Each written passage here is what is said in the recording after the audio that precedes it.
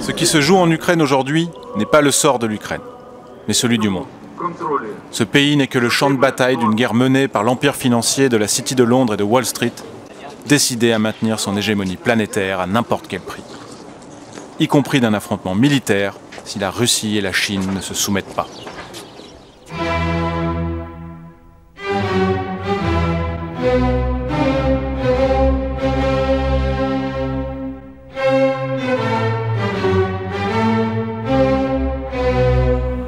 La mondialisation financière, dirigée par la City de Londres, sa filiale de Wall Street et son réseau de paradis fiscaux, est arrivée à bout. Depuis l'éclatement de la bulle en 2008, les États et les banques centrales payent le prix fort pour maintenir artificiellement en vie le système. Au point qu'à la prochaine crise financière, ils n'auront plus les moyens de renflouer les banques. Leur plan B est connu depuis 2013.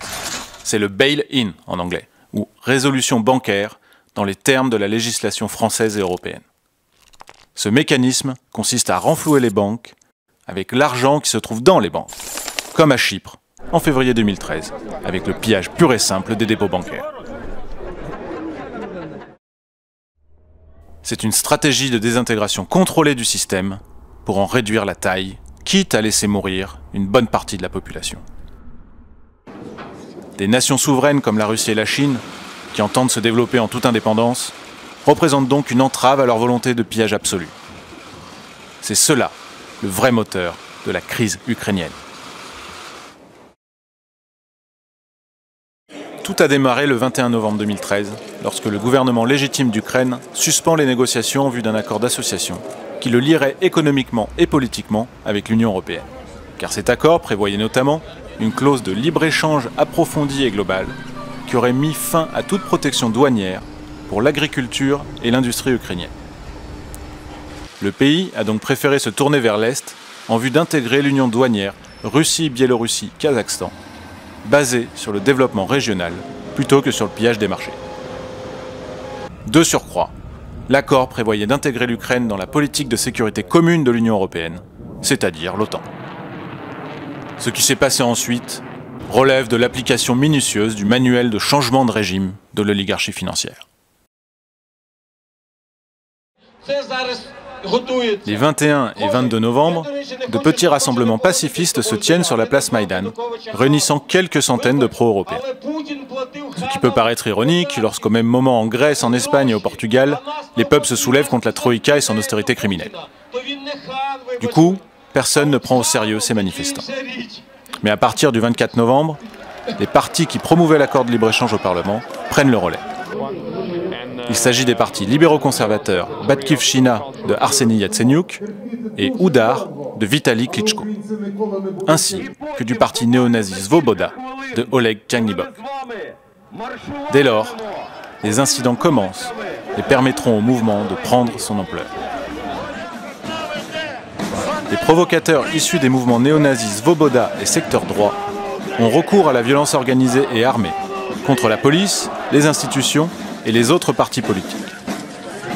Minoritaires, mais entraînés quasi militairement, ils prennent rapidement le contrôle de Maïdan et rendent l'escalade inévitable.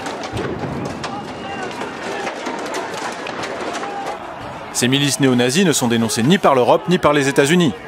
Pire, la baronne Catherine Ashton, haute responsable des affaires extérieures européennes, s'exhibe en compagnie du député du parti néo-nazi Svoboda, Oleg Tyagnibok.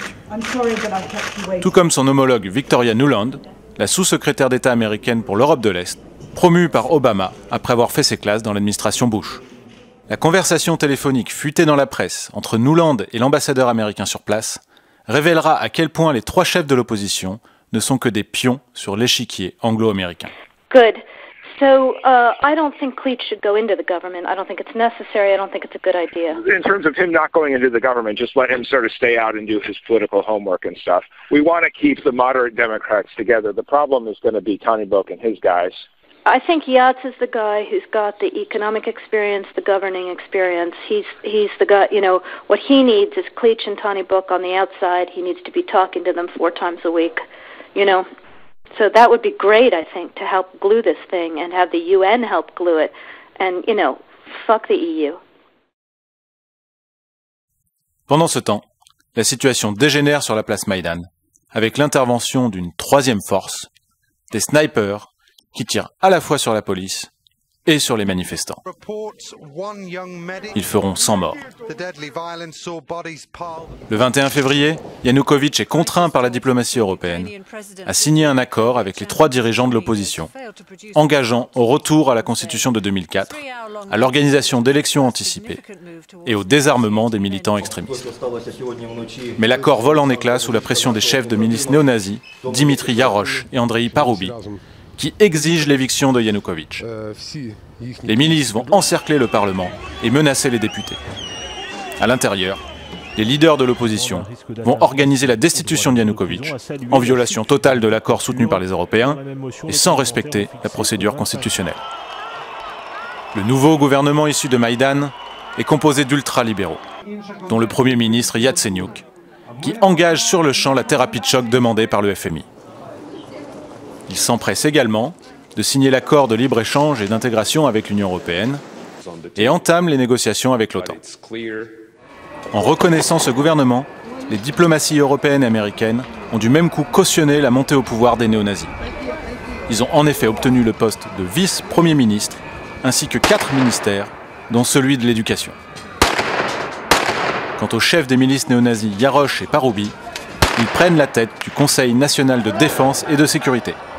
Leur première mesure sera de décréter l'abolition de la langue russe comme 2e langue officielle et d'interdire de diffusion les chaînes de télévision russes.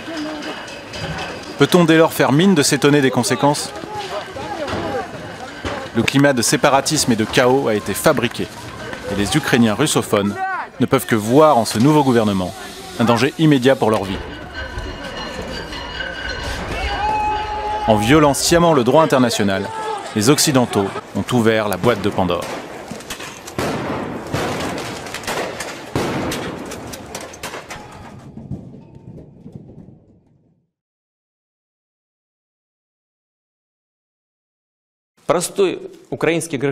Mettons-nous un instant à la place de la Russie. Peut-elle se permettre l'inaction face à ce rouleau compresseur ? La stratégie appliquée par l'oligarchie financière, dont l'OTAN et les États-Unis d'Obama sont le bras armé, est d'encercler les puissances montantes que sont la Russie et la Chine pour les contraindre à accepter leur tutelle. À l'ouest, le déploiement du bouclier antimissile menace l'indépendance russe puisqu'il neutraliserait une partie de son arsenal stratégique.